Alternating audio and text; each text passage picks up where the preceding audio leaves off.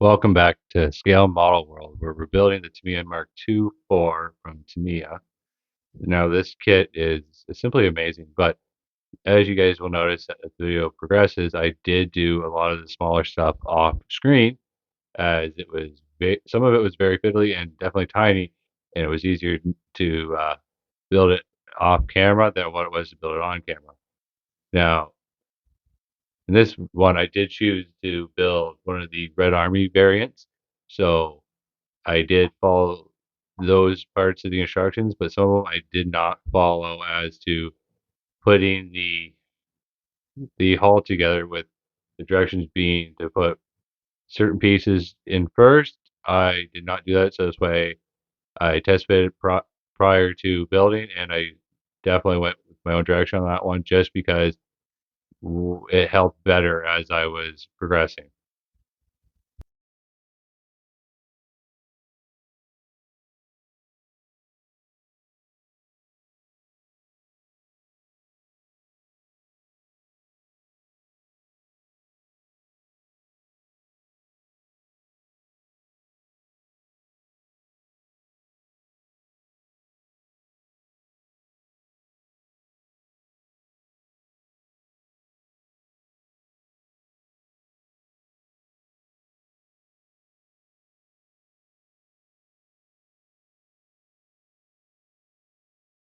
Here is a prime example. I didn't When I did it my own way, I did the 2 sides, and then I put in the front and back.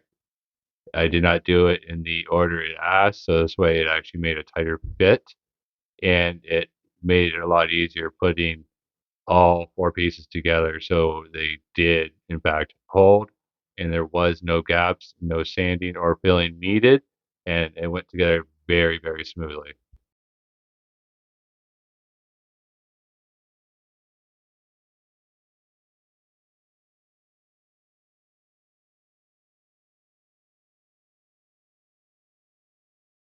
Here I'm doing one of the texturing techniques where I add the Tamiya extra thin cement.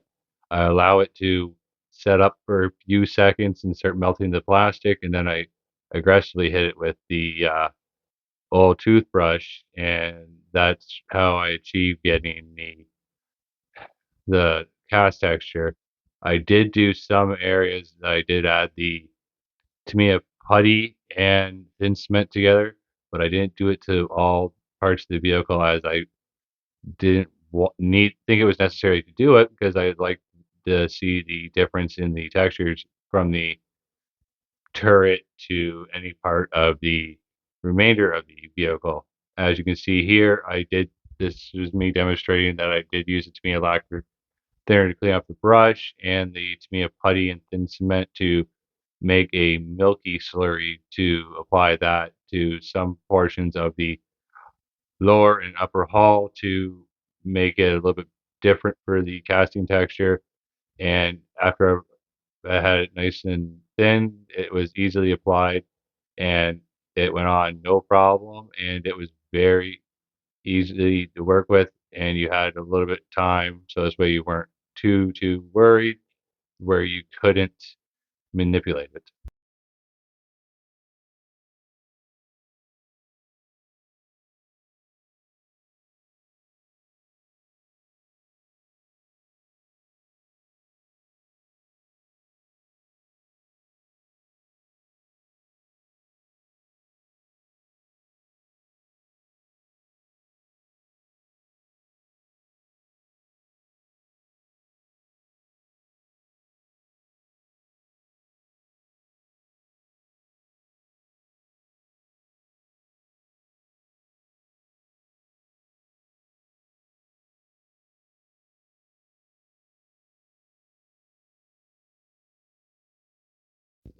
Here I was using the brand new God Hand sprue cutters I had acquired, and to be honest, over every other sprue cutter I have, and I have Xeron, I've had Tamiya sprue cutters, and honestly, I am never going to go back to using anything other than these God Hand sprue cutters.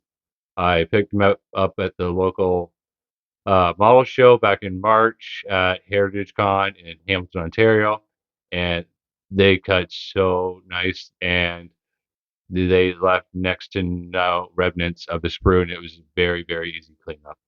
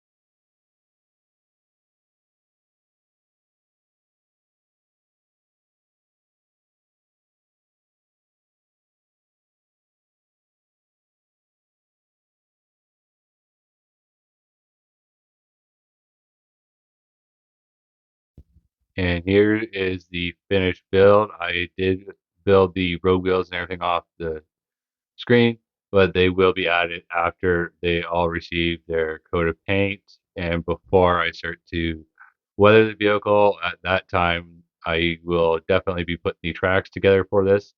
So this way, everything looks the way it should. But overall, building this kit was fantastic. It was easy, simple, directions were straightforward and easily mapped out, and this kit was an absolute joy to build. Here, I'm just starting to do all the pre-shading. I did use Mr. Leveling Thinner 400, and for the paint, I used Tamiya's Dark Green 2 for RAF, as I thought that this would be a very good pre-shading base for the Russian green that I will be applying at a late as the video progresses into the next video. I did feel that the way the green sat would be definitely a nice darker green. So this way, when I went over it and we start painting in the next video, that this would definitely leave a nice good base. So this way, when it comes to pin washes, it would definitely allow it to pop and enhance the details.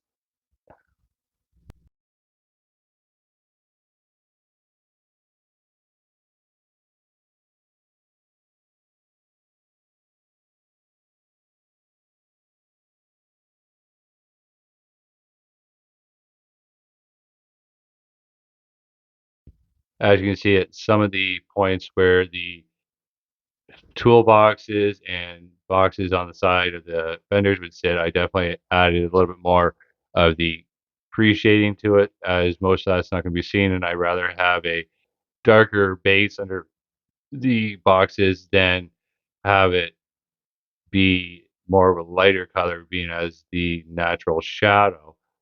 But as you can see, all I do for pre-shading is I like just to hit every area that I know is going to be visible. Other ones that are going to be covered up or there's going to be mud on it or you're not going to be able to see it. I don't necessarily hit it, but I definitely like to make sure that each crevice that is more of a shadow is definitely hit.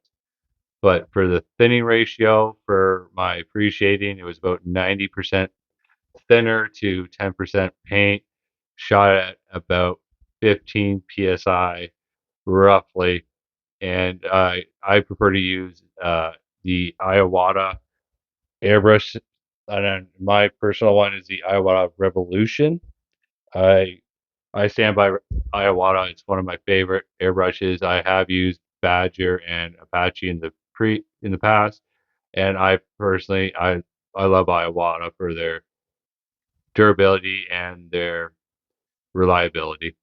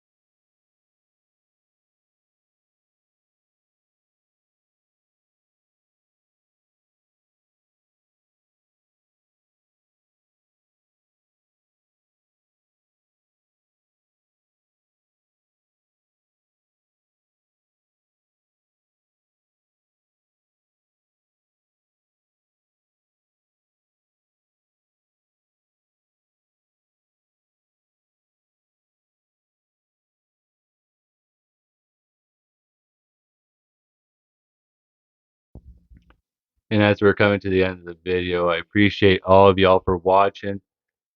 And if you love our content, please don't forget to like, share, and subscribe.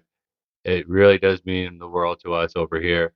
And if you like this type of content, we post actually a lot more on Instagram and on TikTok under the same name on Scale Model World 92 on Instagram and Scale Modeling World on TikTok. So I hope you all enjoyed it, and I had a blast making it, and I can't wait to start painting this beast and have some more fun along the way.